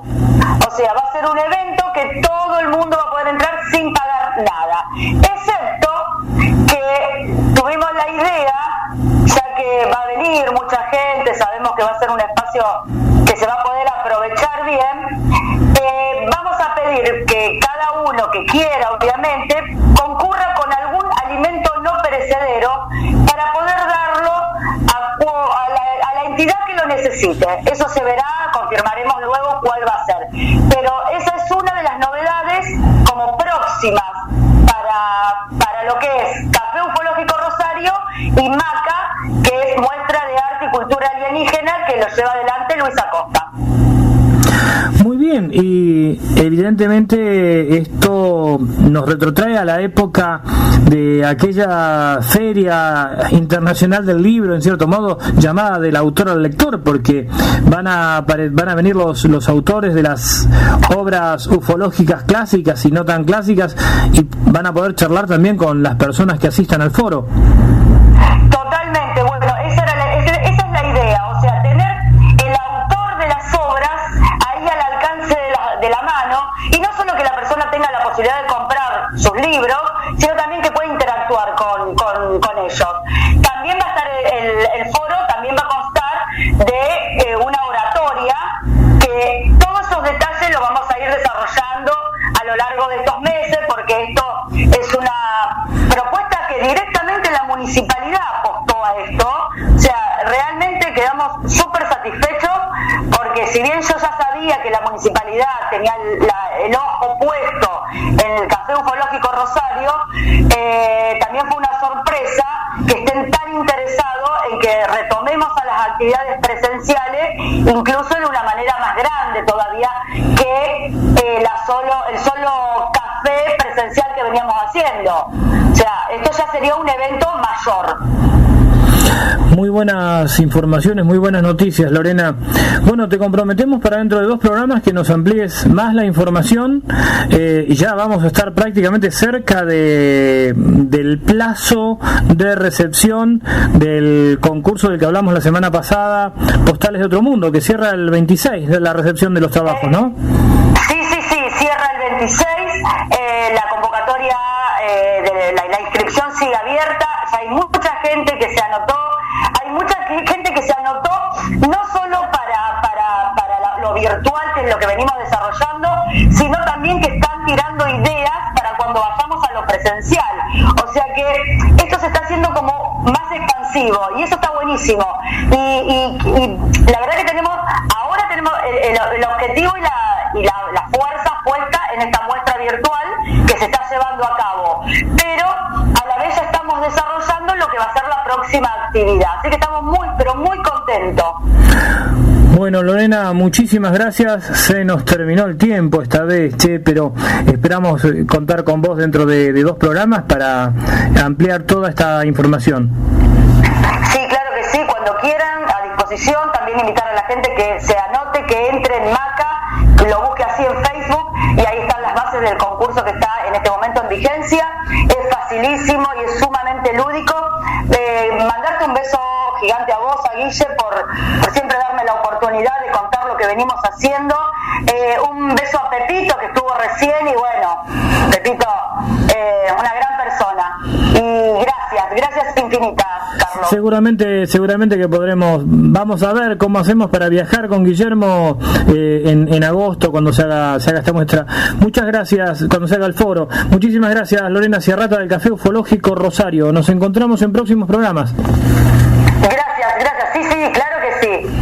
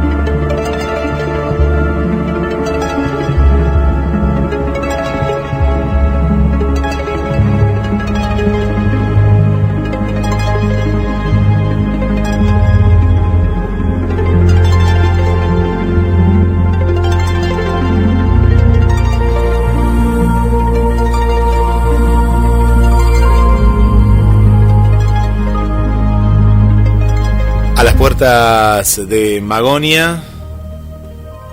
Agradecemos también a Gabriel, Gabriel ahí que nos sigue, que ex barrio San José, porque ahora está en otro barrio que está en Mar del Plata, no vamos a decir qué barrio, pues es un misterio, pero está en otro barrio, se ha mudado nuestro amigo, pero la radio la podés llevar a todos lados porque descargas la aplicación como Ricardo. Ricardo, ¿te descargaste la aplicación? Bueno, en Londres, en el Reino Unido, en donde estés, en nuestra amiga Irina, en Rusia, yo ya sé que se la bajó, porque tienen iPhone, buscás en iPhone GDS Radio, y es una de las pocas radios de la Argentina que tiene este sistema operativo, porque en otros lugares del mundo Android no existe, no es usual, entonces está iPhone, GDS está en todos lados. En Estados Unidos, donde todavía se usa el BlackBerry, que yo pensé que ya había desaparecido, y veo gente que está, y la gran mayoría es de Estados Unidos, así que agradecemos también por descargar la aplicación. Estamos en todos lados, y bueno, y agradecemos que nos escuchen por diferentes plataformas también y radios asociadas. Ahora les voy a contar el tema de la serie, y Carlos se va a sorprender, porque siempre aparece un mundo en común. Esto sucede en una isla, la isla existe, Osea. Bueno, justamente Ricardo capaz que la conoce y la ha visitado, esta isla, Osea Island, que es una isla que tiene aproximadamente 380 acres, ¿no? de tamaño, y está conectada a la orilla norte del río por una calzada cubierta de aguas altas. Lo que tiene de fuerte esta la imagen visual, porque esta pequeña isla, cuando crece la marea, vos vas con el auto, entonces uno se imagínate ir por esta isla y por este camino, y que de pronto te crezca la marea. Aparte es un camino como si yo te diría las calles acá que de ripio, ¿no? De tierra o de granza, y que de pronto venga el mar y la cubra. Bueno, es muy, muy fuerte. En castellano, bueno, esto está en la plataforma HBO, que es una plataforma bastante nueva, pero que ya está en la República Argentina. Se llama El Tercer Día, y le voy a decir la sinopsis, pero ya con la sinopsis Carlos ya se va a imaginar y me dice, pero ahí, Guille, también está el mito.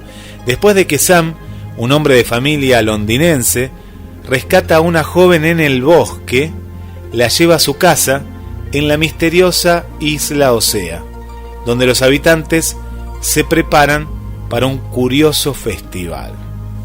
¿Qué te parece, Carlos?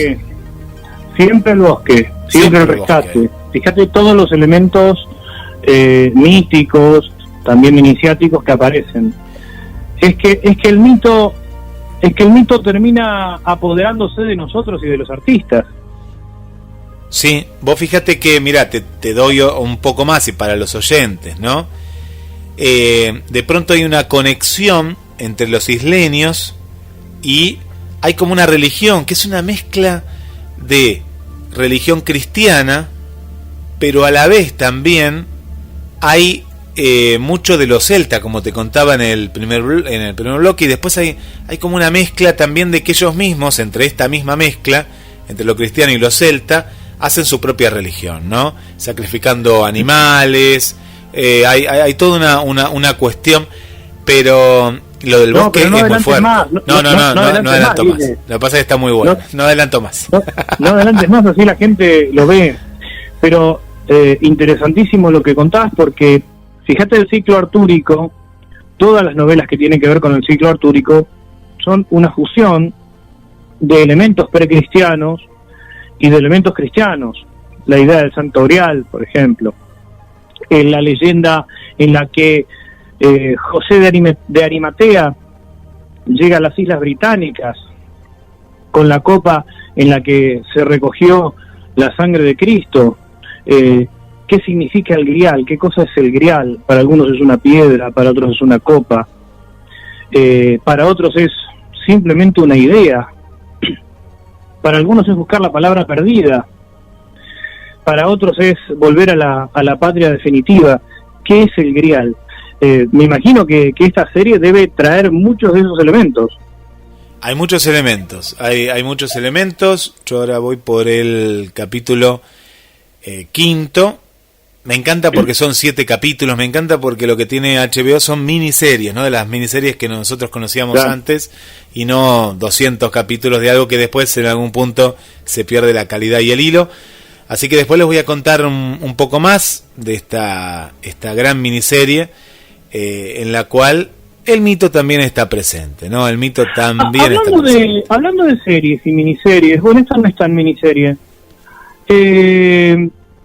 Vos que sos fuertemente cinéfilo, ¿tenés alguna información acerca de Outlander? ¿Qué va a pasar con las temporadas?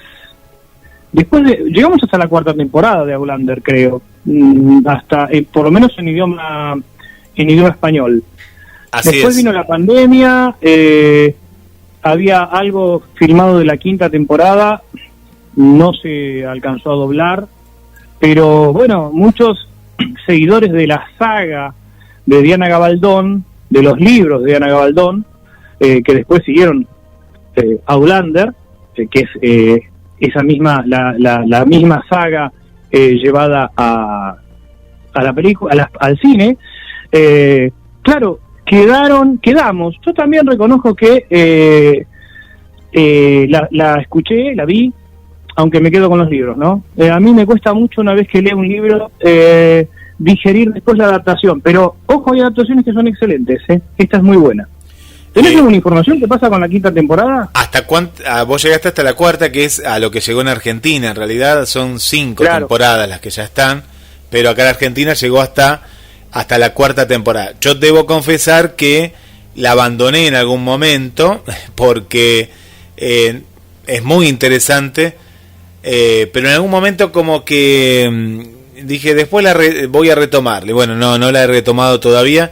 Yo llegué hasta la 3ª temporada, y lo que es en la Argentina no se sabe todavía, no hay fecha de cuándo va a llegar, que eso me parece que en realidad si no está en español, igualmente podrían ponerla con subtitulado, y bueno, pero no, acá en lo que es la plataforma Netflix, en la gran mayoría, no digo en todas, porque algunas producciones como las que yo comentaba de Luxemburgo o algunas francesas no tienen la traducción al español, y claro, no la van a tener tampoco. Que está bueno que esté en inglés para escuchar el idioma original, pero en el caso de las personas ciegas, no todos hablan inglés, y mucho menos el inglés fluido, entonces vienen bien las películas dobladas, que también es importante escuchar la película en inglés para conocer las voces de los actores.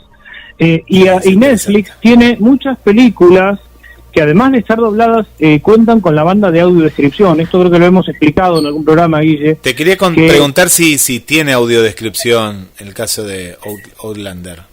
Sí, Outlander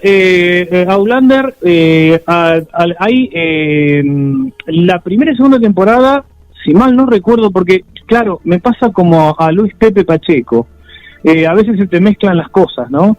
Y siempre puede ser que uno se confunda, porque Netflix tiene muchas películas con audiodescripción. Tiene muchas, y series muy interesantes. Por ejemplo, La Catedral del Mar, terrible.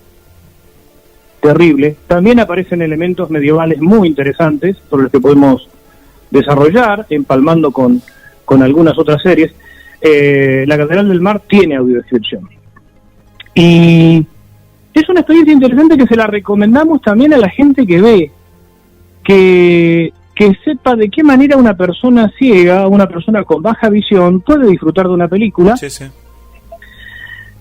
a través de la interpretación lógica de la película, de los actores, y de la audiodescripción, que es una banda que se acopla a la misma película y que aprovecha los espacios de silencio para relatar lo que se ve en imágenes. Pero bueno, mirá, nos fuimos a otro tema. Pero es interesante porque uno aprende. Yo aprendí gracias a vos y a Karina lo que era en su momento la audiodescripción, porque uno y en la plataforma Netflix, como vos decís, es una de las más completas de todas estas, tanto de Amazon también. Amazon ahora ha incorporado mucha producción tanto en español como en muchos idiomas y tiene también audiodescripción. Otras no, otras no. Hay una película, Los platillos volantes, que habla del caso Terraza de España, Sí. que tiene audiodescripción. Tremenda película, terrible el argumento. Se desarrolla en la España franquista, año 71. Es un caso muy conocido de un obrero, un luchador obrero, que en algún momento empieza a tener como ciertos delirios místicos y dice que tiene contactos con extraterrestres. Concurre en el argumento la vida de un joven que también se aficiona por la ufología, y bueno, los delirios de este contactado, de José, llegan hasta tal punto que lo arrastran a este otro joven, y claro, obviamente la familia lo empieza a notar raro. El padre le prohíbe que lea cosas de ovnis, y Sí. entonces empieza a sentirse discriminado, y ya tenemos el mártir perfecto. Claro. Bueno, como el caso es conocido, no es que vaya a reventar la película contando el final, sino que el caso Terraza es conocido. Sí. Ellos deciden irse con los extraterrestres, pero la forma que eligen para irse es acostarse en una vía, y entonces termina cuando el tren los descabeza. Impresionante esa Terrible. película también, porque uno va viendo la transformación de los personajes. Y aparte un caso real, Carlos, lo que me estás contando. Es un caso sí. real, sí. Sí. De hecho, la película empieza con la fuerza policial que encuentra los cuerpos y la carta que escriben y que está en la ropa del joven, y que dice: decidimos irnos con los extraterrestres. Bueno, esta película creo que es, además de representar un caso real, es prácticamente el modelo de muchos otros casos. No nos olvidemos los grupos suicidas platillistas en Estados Unidos. De ahí la necesidad también, Guillermo, de hablar de estas cosas, de ponerlas en discusión, de darnos cuenta que no todo es ingenuo, que no todo es inocente. Y por eso quiero recordar que el primer entrevistado de hoy, Luis Pepe Pacheco, ensayista, escritor, historiador, divulgador, escribió un libro que se llama Los Mercaderes de la Fe, donde analiza todos estos grupos religiosos. El trabajo que dio origen a este libro lo presentó acá, ya lo había presentado en otros congresos, pero lo presentó acá en el año 91, y hablaba de las sectas platillistas. Si bien el término secta es fuerte y es un poco despectivo, hoy se prefiere hablar de nuevos grupos religiosos, o neogrupos religiosos, o grupos neorreligiosos. Luis Pacheco aborda ese proceso de permeabilización, de permeación y de rara conversión que se ve en algunos casos, que se refleja también en esta película a la que estamos haciendo referencia, sobre el caso Terraza. Por aquí Ricardo, nuestro amigo del Reino Unido, dice: gran idea lo de Postales de Otro Mundo, me hace acordar a los primeros números de Cuarta Dimensión en los 70, que tenía la tapa de la revista con óleos de Norberto de la Puente, hermosísimos, pueden verse en internet. Y después Ricardo, con referencia a lo que estamos hablando en este momento de series y films, dice: hay un film de terror, El culto siniestro, que es del año 1973, de Christopher Lee. Trata de una isla británica habitada por paganos que realizan cultos opuestos al catolicismo. Tal vez les interese a Guillermo y a Carlos, que hablaban de esta serie británica sobre una isla de ese tipo. Mirá, así muy, muy similar. Y en España, a ese film de Christopher Lee, lo llamaron El hombre de mimbre, traducción fiel al título inglés, dice. Muy bueno, buen aporte, Ricardo, buen aporte. Bueno, vamos a constituirlo a Ricardo, nuestro corresponsal en Londres. Además, no sé qué hora será ya, pero... Sí, la madrugada. 4 horas más, me parece. Claro, ¿no? por lo menos 4 horas. Ya estamos seguro. En el día miércoles. Sí, él ya está en el futuro. Ricardo, estás en el futuro. Guillermo y yo te hablamos desde el pasado. Acá son las 21:53, así que... Nos tenemos que ir porque ya finaliza el horario de protección al menor, Guillermo. No podemos andar más por la calle. Así es. Nos vamos dejando abierta la puerta de esta dimensión de las puertas de Magonia para otro capítulo, Carlos. Un gran abrazo, Guillermo, para vos, para todos los oyentes, y nos encontramos el martes próximo.